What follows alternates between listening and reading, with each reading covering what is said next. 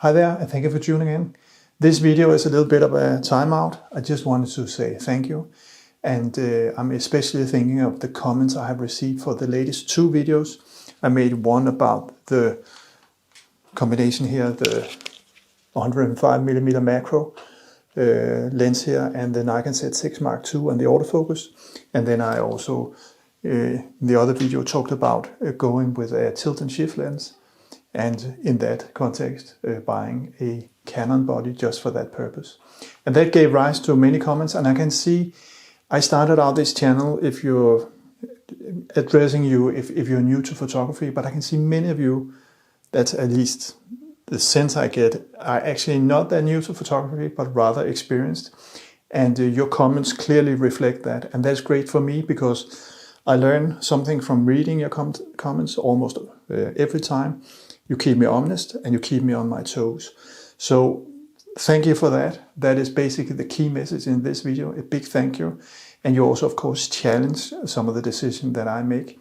So let me start out with this one and show you a little thing that has bugged me all morning because I was out in the woods shooting for a few hours this morning, and the autofocus system still buggers me, I must say.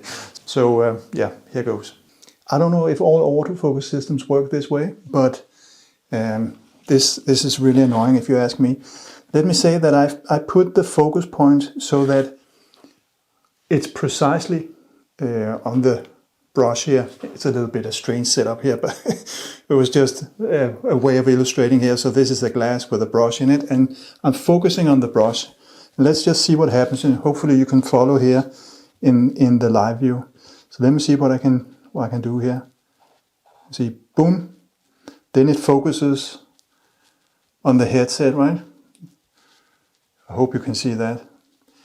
If I now manually pull the focus plane back towards me, meaning that it's, as close as it can get, I don't really move the camera, and now you can see it focuses on the brush. And maybe all focus systems are like this. I don't know.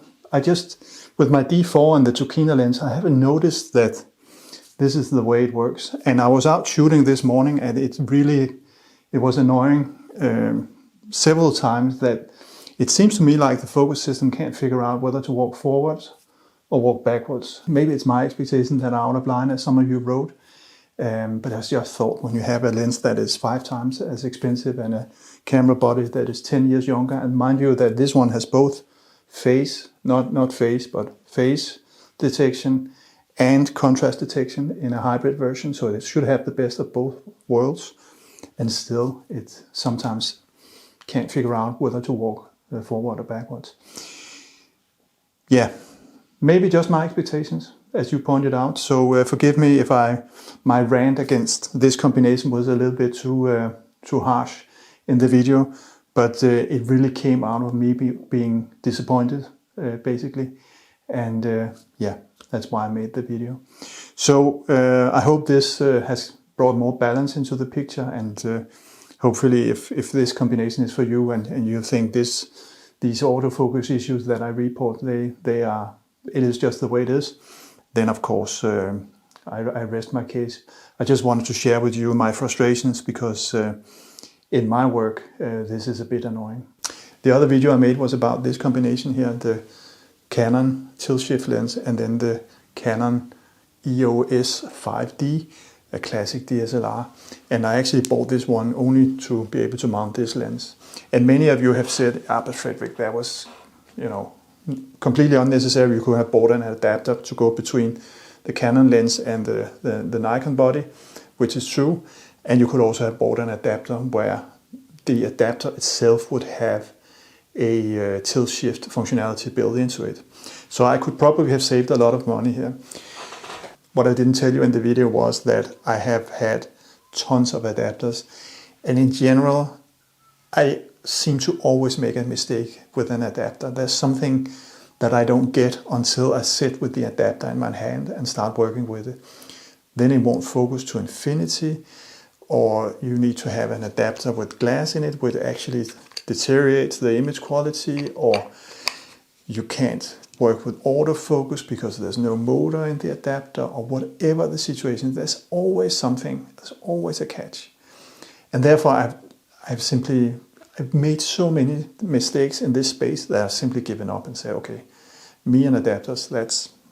And I know you're thinking, yeah, but Frederick, you can save a lot of money and la-di-da.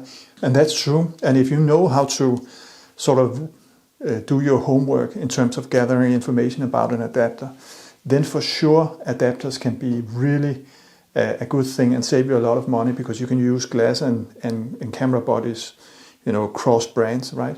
So that's a really good thing. It hasn't really worked out for me. There has always been some catch. And that's why the idea to use the Canon lens on a Nikon body, yeah, maybe that would be the exception to the rule that would work, but I don't really have the appetite for it. So I decided to take the easy way out and go for the Canon. I will say that when you shoot tethered in Lightroom, it seems like the software, the Lightroom software, works much better with the Canon camera than it does with the Nikon. The Nikon enters some emulation mode that crashes every second time. So there is some I would say, benefit to using the Canon camera. But otherwise than that, I can't really justify this move.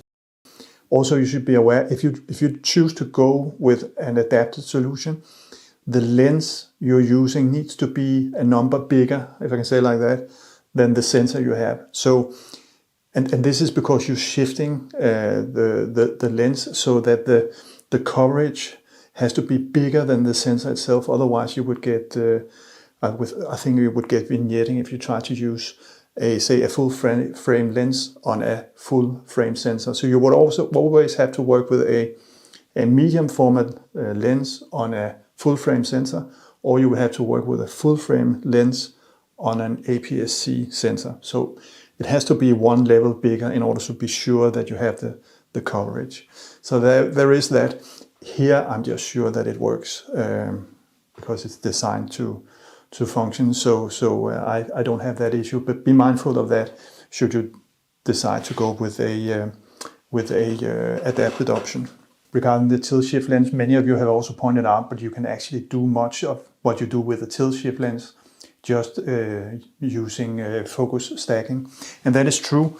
I have here a picture of something as boring as a fork, but I just wanted to show to you that in one image, one shot only, I've been able to make this fork tack sharp from front to back, as you can see here. And that is one of the things you can do with tilt shift. So I think again here we come into personal preference. If you don't mind sitting there and focus stacking maybe 10 images when you're shooting as close as I do, you are actually working with maybe a depth of field of 1 centimeter. So you have to stack a lot of images in order to build something like this. And of course also you have to post-process and you have to store more images and so on and so forth. So I'm not arguing that tilt shift is the answer to a lot of things that you can't do in post, because you can actually do a lot of these things in post. For me, it just works really well because once I have the focal plane adjusted, I can do a shot like this, and actually I can spend my time working with the lighting and the setup and so on, and not worry so much about the focus stacking.